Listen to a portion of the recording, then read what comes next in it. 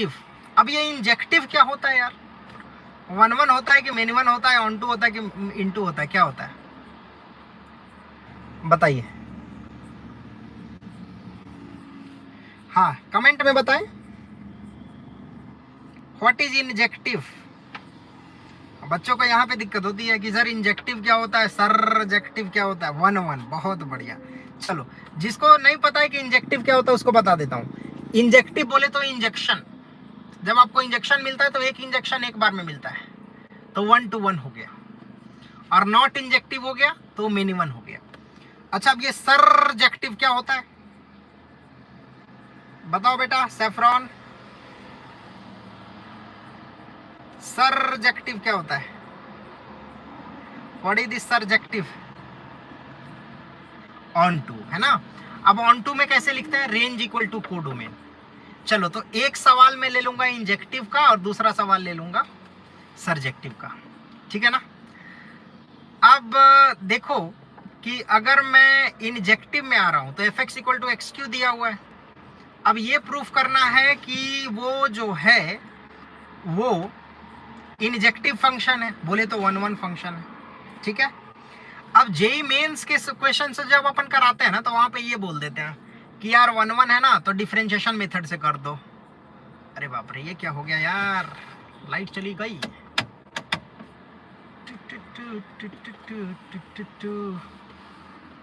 हाँ जी चलिए, तो जब अपन जेई मेंस के क्वेश्चंस करते हैं ना तो वहां पे अपन क्या बोलते हैं कि इंजेक्टिव है, तो वहां पे डिफरेंशिएशन मेथड से करते हैं कि डिफरेंशिएशन अगर हमेशा पॉजिटिव है तो ये 1-1 रहेगा, हमेशा नेगेटिव है तो भी 1-1 रहेगा, अगर दोनों दोनों है तो मेनी वन रहेगा। यहाँ पे वो नहीं चलेगा बेटा, एकदम स्टेप बाय स्टेप बता रहा हूँ, इसी को फॉलो करना। 5 में से 5 नहीं मिले तो फिर मेरे को बोलना, मैं चैलेंज करूंगा सीबीएसई को, ठीक है। मैं चैलेंज करूंगा तुम्हारी तरफ से, तुम्हें फी भरने की जरूरत नहीं पड़ेगी, समझ गए? सुनो एकदम स्टेप बाय स्टेप। सबसे पहले लिखना any function is called injective if f of x1 equal to f of x2 implies only and only x1 equal to x2, बस ये डेफिनेशन हो गया, ठीक है। Otherwise it is not injective, लिख दिया, ठीक है ना। अब क्या कर रहे हैं कि हम लोग f of x1 equal to f of x2 से स्टार्ट कर रहे हैं, जहां पे अब यहां से मैं स्टार्ट करूंगा तो मेरे को केवल और केवल x1 इक्वल टू x2 मिलना चाहिए। तो मैंने यहां पे क्या लिखा बेटा? मैंने लिखा x1 cube equal to xt cube, हाँ या ना? लिखेंगे x1 cube equal to x2 cube. अब यहां से इसको सिंप्लीफिकेशन करना स्टार्ट कर दिया।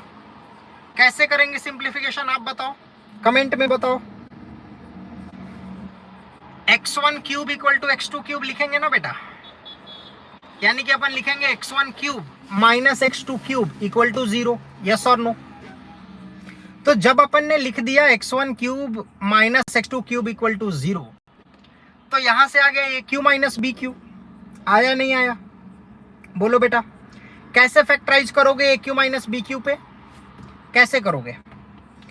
आप लिखोगे a cube minus B cube पे, आप लिखोगे, हाँ मैं आपके चैट्स देखते जा रहा हूं। आप ए क्यू माइनस बी क्यू पे क्या लिखोगे? आप लिखोगे कि a माइनस बी बोले तो x1 minus x2 into x1 square plus x1 x2 plus x2 square equal to 0, yes और नो? ऐसा लिखोगे ना। अब एक फैक्टर आ गया x1 माइनस x2, दूसरा आ गया x1 square plus x1 x2 plus x2 square equal to 0, आ गया यहां तक, सब समझ में आ गया। अब प्रोडक्ट ऑफ टू फैक्टर्स 0 है तो किसी भी एक को 0 होना पड़ेगा, तो हमने बोल दिया कि x1 minus x2 equal to 0 है, यानी कि आ गया x1 equal to x2। Clear है? क्लियर है? अब दूसरे वाले फैक्टर पे चलते हैं। दूसरा फैक्टर क्या था? दूसरा फैक्टर था x1 square plus x1 x2 square equal to 0। उसको मैं लिख के बता गया कहीं पे,